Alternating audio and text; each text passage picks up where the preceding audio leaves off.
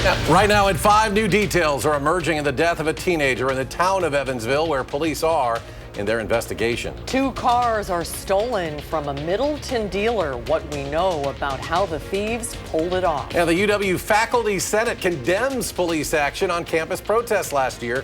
What changes they want to see. You're watching News 3 Now at 5. Thanks for staying with us at 5, everyone. 3 people are in jail tonight in connection to the death of a 14-year-old in Evansville over the weekend. Our Maddie Heim spoke to the victim's parents and joins us now from the scene. Maddie?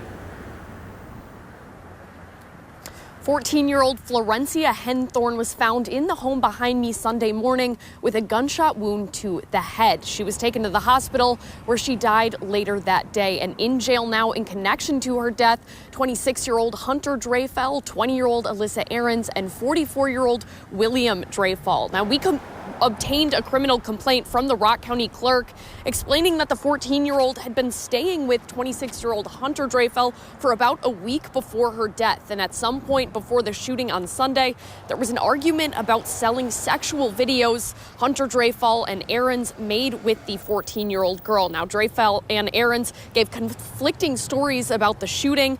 Today, I spoke with the 14-year-old's parents. Florencia's mother said she talked with her daughter on the phone the morning of her death and didn't think anything was wrong. Those are questions that I still have that we do not have answers. Like, what happened in those 2 hours? Because she didn't sound scared, mad, angry, sad, nothing. She sounded normal. I asked her if she was safe. She said yes. Yes, of course, I'm good. You know, just normal conversation. We'll have more on the details of the criminal complaint and more from Florencia's parents coming up at 6. But for now, reporting live in Evansville, I'm Maddie Heimsch, News 3 Now. Maddie, thank you. We'll see you at 6. And if you would like to support Florencia's family, they have a GoFundMe set up to help with funeral expenses. We have a link to it under this story on channel3000.com. Meriter nurses held a strike-ready rally today, demanding better safety and security practices as contract negotiations continue. Nurses, SEIU, Wisconsin union officials, and community leaders gathered to push for safer staffing levels. In response, Meriter expressed respect for its nursing staff and committed to addressing concerns through a fair contract. Nurses are required to give a 10-day notice before striking, and at this time, Meriter says it has not received that notice. The sun's shining out there today. Made things seem a little nicer than yesterday. Alex is on the weather patio with more. Yeah, Eric, it's beautiful out here on the patio. It's a touch on the cool side, but when you got the sun, that makes, like you said, all the difference in the world. Right now, let's take a look at our temperatures. We've warmed up to the high that we forecasted for today, 44, woohoo, 45 to the north in the Dells and 47 way to the west in Prairie du Chien. We got a 45 to the south in Janesville. Here in Dane County, 45, 46 to the west, and now we've warmed up to 43 and 44 from downtown Madison and points off towards the east. As we plan our evening, the clouds are going to start to fill on in. That's going to actually help to hold up temperatures tonight into the 30s, but it's those clouds are going to bring some different weather to southern Wisconsin as we go Wednesday night into Thursday. Coming up in Maine weather, we're going to use Future Track to project rain coming into southern Wisconsin, and I'll show you who might get some slushy wet snow. That's in just a few minutes. All right, Alex, thank you. 2 cars are missing after they were stolen from a used car dealership in Middleton early Sunday morning. Our Merrill Hubbard reports from Shep Motors to show us what happened. The stolen silver Corvette and black Dodge Hellcat have put Shop Motors out of about $150,000. The owner of the shop, who's been in the business for more than 45 years, says he's never had cars stolen off of the showroom floor. I mean, there's a reason why they call it Grand Theft Auto. And the suspects are still unknown. They toured around the building and found a window, busted it with a rock, reached in, opened it up. Around 2 a.m. Sunday morning, 2 suspects broke into Shep Motors. Surveillance videos show them looking for keys and trying to get a Corvette C8 into gear before giving up. The owner says they broke into an office and stole 5 sets of keys. They then pull out of the dealership with a 2016 silver Corvette Z06 and 2023 black Dodge Hellcat. Later footage shows the suspects burning rubber and doing donuts on Tribeca Drive. They then drive off with the 2 cars around 4:30 a.m., about 2 hours after the break-in. To steal the cars, high-performance cars, and do donuts and get away with it, very hard to swallow. Doug Shep says he was about to sell the silver Corvette. One of the cars stolen was actually paid for by a customer who was going to pick it up yesterday and actually fly in from out of state. So that hurts. I feel sorry for that customer. Now Doug and his team are adding pedal locks to all their remaining cars and have hidden the keys away in a safe. It's an eye-opening experience and a very good learning experience, and it will never happen again. He's asking people to be on the lookout for the two cars. Everybody needs to be aware of it. The Middleton Police Department tells me they're still investigating this incident, and if anyone has any information about these suspects or the cars that were stolen, to contact Madison area Crime Stoppers. Reporting in Middleton, Merrill Hubbard, News 3 Now. The Monroe County Sheriff's Office is investigating a crash that killed 2 people in the town of Portland. Monroe County Sheriff's Office Captain Jeffrey Spencer said the crash happened on State Highway 33 near County Highway X. An investigation found a motorcycle was traveling westbound on 33 when a 41-year-old Stoddard man lost control and was ejected. The passenger then hit a car going east. Both the driver and passenger of the motorcycle were pronounced dead at the scene. No injuries were reported in the car. Fitchburg's Finance Committee is set to vote tonight on a $40 annual wheel tax for Fitchburg residents. The fee would apply to all vehicle registrations starting August 1st and would generate about $1 million per year. That money would be specifically for transportation-related expenses. City leaders say the revenue is needed to maintain services after a $3.6 million referendum failed in the November election. Critics argue it is a spending issue rather than a revenue one. The UW-Madison Faculty Senate has condemned the police intervention during a protest last May on Library Mall, where peaceful demonstrators were injured, detained, and arrested. In a vote of 79 to 52, the Faculty Senate is calling for the restoration of shared governance in campus protest policy, specifically urging the reinstatement of oversight teams to review university responses to protests. This comes after concerns about the harm caused to students, staff, and faculty, particularly individuals of color, and the potential impact to the university's inclusive environment. The Madison School District has its internet access restored after an outage that spanned the last 2 days, disrupting teaching and preparation. The teachers union, Madison Teachers Incorporated, expressed concern, especially for elementary teachers who were preparing for parent-teacher conferences later this week.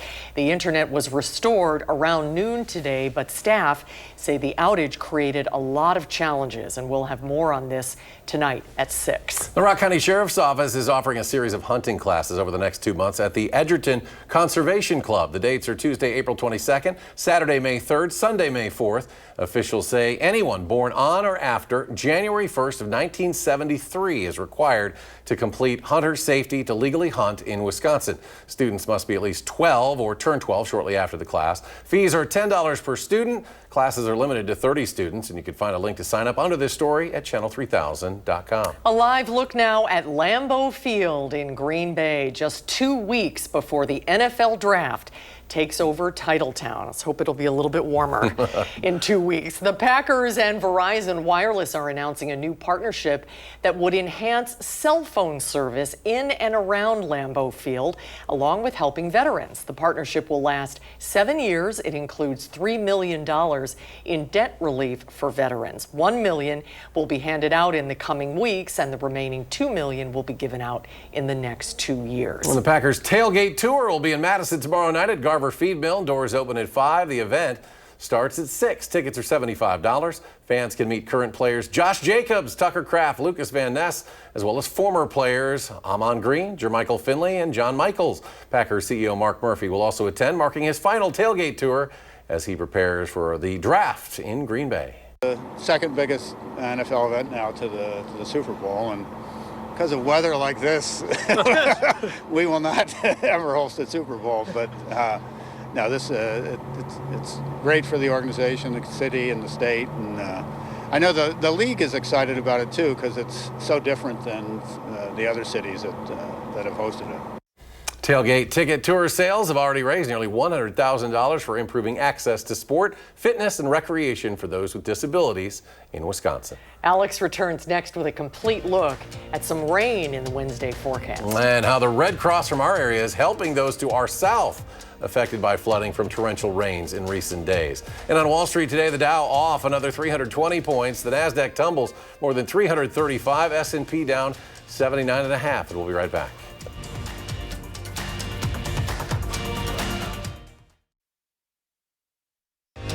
You're watching News 3 Now at 5. We have a quick correction to a graphic that ran earlier in the show in connection with the death of a 14-year-old in Evansville over the weekend.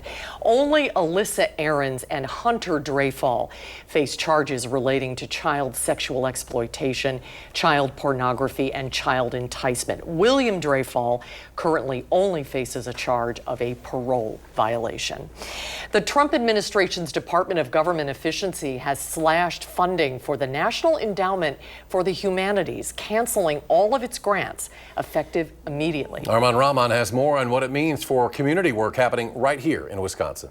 When you think of humanities, you may think of a class or major from college, but public humanities organizations have been behind educational and cultural programs in every state in the country, but now that's all in jeopardy. To help Wisconsinites tell their stories, to share with one another and to explore our challenges, our successes, the work that we do together. But the 50-year story of the Wisconsin Humanities Council could be coming to an end. Executive Director Dina Wurtzel says she got an email last week from the acting chair of the National Endowment for the Humanities. It was shocking. Due to federal funding cuts, the organization was canceling all of its grants. That includes a $1.2 million operating grant to Wisconsin. In order to reach every community in Wisconsin, every congressional district, every county, it takes federal support. The work in those communities includes bringing 1,500 students to see Civil War reenactments and other performances at Forest Lawn Cemetery in Dane County every year. They also train teens to help the Forest County Potawatomi tribe bring back the traditional game of lacrosse. And more projects were set to begin soon. Using our community-powered training program to help tribal communities address urgent mental health needs. That program probably won't proceed. It's damaging and frustrating and unfair. The Madison Children's Museum was also set to receive a $268,000 Climate Smart grant from NEH, one of 5 in the country. And then a year later, actually no, we're not giving you that money. They're still committed to buying a new electric vehicle and make green improvements to the building after matching the money from donors. But without that and a remaining $122,000 from the Institute of Museum and Library Sciences, they may have to make some changes. At our hours or something, depending on how all this goes. It's incredibly murky. Murky at best and destructive at worst. Our organization is going to have to shut down. Reporting in Madison, Armand Rahman, News 3 Now.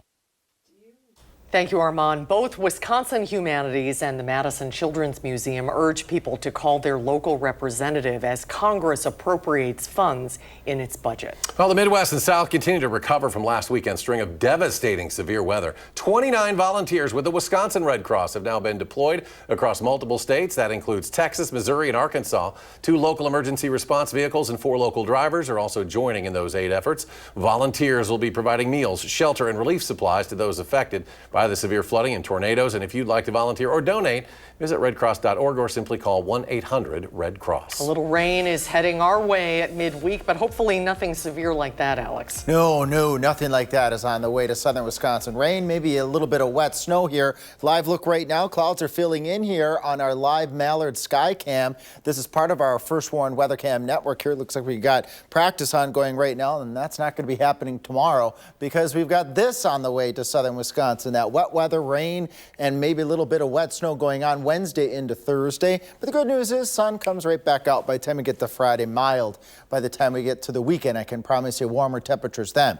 Let's get right at it here. Here comes the showers right up to the I-94 corridor, Madison, right around 8 o'clock in the morning. Here are the showers widespread, especially from the Wisconsin River, points towards the south as we get to the noon hour. Then it fills in across the rest of southern Wisconsin. Can't rule out the possibility of us cooling off a bit as we get into Wednesday night for a mix of rain and wet snow. This would be that slushy variety that basically just stays on those grassy surfaces, roads likely just staying wet as we go into Wednesday night and then into Thursday, a mix of rain and some of those wet snow showers continuing. I like to, old saying, at least at our house, was this kind of that raw spring-like weather for 2 days. But it does have its benefits because we get the water and we need the water to continue to improve our drought conditions. Widespread 1/4 to 1/2 inch, maybe some isolated 3/4 of an inch amount of water with this weather event. And again, the snow, I think this is more of a realistic portrayal. This could meander anywhere in southern Wisconsin, a slushy inch, maybe 2 of accumulation if we change over to snow briefly. 30s tonight for lows, warmer across the Mississippi River. Areas out towards the west, that's where the clouds fill in first, holds in the heat a little bit, and the heat is going to be suppressed on Wednesday. Temperatures in the 40s. Again, that raw day, breezy conditions, a mix of rain, mostly in the form of rain, but again, some wet snow cannot be ruled out as we go Wednesday night into Thursday. This evening, pretty nice overall, just need the extra jacket, maybe gloves and a hat as we carry forth through the evening. Look at the skies increase with clouds as we get into the early morning hours of Wednesday. After this weather system, we've got one in the weekend, but not before temperatures in the 60s. That cold front comes through Sunday going on into Monday. We'll keep an eye on that, maybe an isolated shower or storm. And following that, temperatures staying in the 50s. Briefly here, Severe Weather Awareness Week. Want to continue to impart severe weather knowledge? Join me on Facebook, Channel 3000's Facebook. We've got more information out there, but 2 just tips here when it comes to heavy rain. There's a saying, turn around, don't drown. If you see water over the roadway, don't cross it. And then with lightning, if you hear thunder, when thunder roars, stay indoors. Just a couple of little tips there as part of Severe Weather Awareness Week. All right, good stuff. Good reminders, Alex. Thank you. We come back. Why a former Wisconsin Supreme Court justice is surrendering his law license. This next at 5.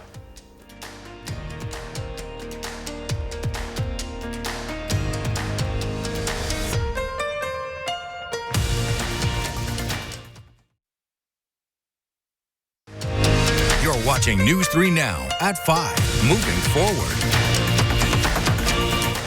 Former Wisconsin Supreme Court Justice Michael Gableman has agreed to surrender his law license following a misconduct investigation tied to his controversial 2020 election probe. Gableman, who was hired by Republican Speaker Robin Vos, failed to uncover widespread fraud in the 2020 election investigation, which cost taxpayers over $2.3 million and sparked bipartisan criticism. The investigation led to multiple violations, including disrupting court proceedings and mishandling public records. The Wisconsin Supreme Court must approve the agreement, which would suspend Gableman's license for 3 years. President Trump signed an executive order this afternoon aimed at boosting the coal industry. It comes as his new reciprocal tariff policy is set to take effect. Erica Brown has the latest from Capitol Hill, where the president's top trade representative testified that the president's strategy is already bearing fruit. With less than a day before President Trump's reciprocal tariffs on dozens of countries are set to take effect, the White House says he's open to negotiating with trade partners. These are tailored, highly tailored deals. Right now, Japan is flying here to make a deal. South Korea is flying here to make a deal, and others are flying here. The Trump administration also says a 104% retaliatory tariff against China will take effect at midnight, making good on the president's threat to punish Beijing unless it withdraws retaliatory tariffs against the U.S. China responded, saying it will, quote, fight to the end. Countries like China, who have chosen to retaliate and try to double down on their mistreatment of American workers, are making a mistake. President Trump has a spine of steel. Here on Capitol Hill, President Trump's trade chief defended the administration's sweeping tariffs during a Senate hearing as lawmakers pressed him on the impact. The president's strategy is already bearing fruit. Nearly 50 countries have approached me personally to discuss the president's new policy and explore how to achieve reciprocity. U.S. Trade Representative Jamieson Greer told senators that negotiations to lower the reciprocal tariffs will be on a country-by-country basis. Lawmakers on both sides expressed skepticism. Trump's tariffs will push millions of workers out of jobs and push prices up at the same time. Whose throat do I get to choke if this proves to be wrong? Some businesses see the positive. In Mississippi, shrimpers say tariffs on imported seafood can help level the playing field. It's coming from countries that don't have minimum wages. It's driven our price so far down that a lot of the shrimpers can't even go out and work. According to the Southern Shrimp Alliance, tariffs have pushed imported shrimp prices up 50 cents per pound. Erica Brown, CBS News, Capitol Hill. The IRS has reached a deal with Homeland Security officials to share sensitive taxpayer data with federal immigration authorities. As part of the deal, the IRS will turn over information on undocumented immigrants, people that Homeland Security says are already facing deportation orders and being investigated for federal crimes. The deal is part of President Trump's broader crackdown on illegal immigration. We'll get a final check on the weather when we come back.